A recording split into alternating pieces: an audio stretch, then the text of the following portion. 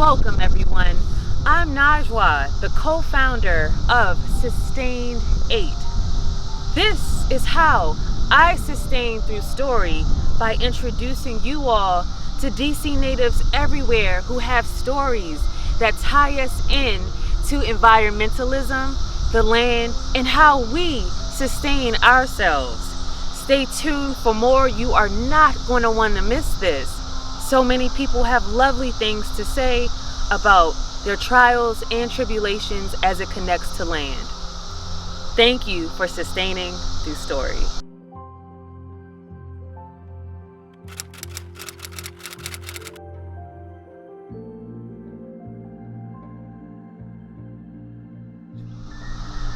Good morning, everyone. I'm Baba Eternal, and this is how I sustain through story. I started in kindergarten at an elementary school right over those pretty trees, and I come out here to share my experience in this area as a youth, as a youngster, going to school, growing up here. And I remember this was called the Kenilworth dump, which was actually a landfill. However, they weren't putting the trash in the ground. They were actually burning the trash. And the federal government owns all the land, so the federal government had to clean this place up. And it's been like this for the longest time, kind of vacant. However, when I used to come down here as a youngster, say like 6, 7, 8, 9 years old, and get my toys off this dump that was once back here. And mind you, a lot of us even was getting like throwaways from different stores, candy bars that would unwrap boxes of stuff that were outdated. They would bring all of this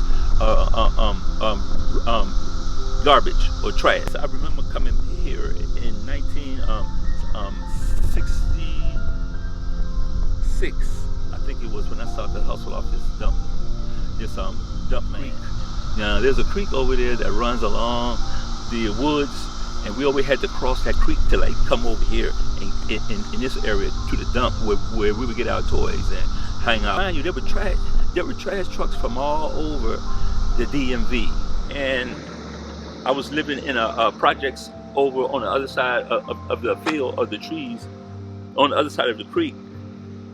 And in the evenings, they used to set the trash piles on fire intentionally to rid the land of the trash, but it created another problem here, which was the smoldering of the smoke and ashes that used to blow over in our project area over there in Parkside. And a lot of the children got sick with asthma and other things.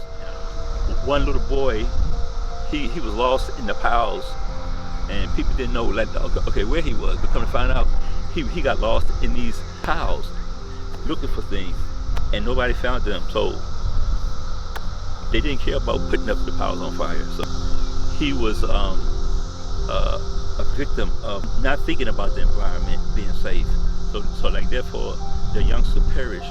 Mankind is wising up, and because the working people has kind of like put pressure on the government to like clean up, because back in the 50s and 60s and 70s, everybody was like probably about money, and it seemed like that today, you know.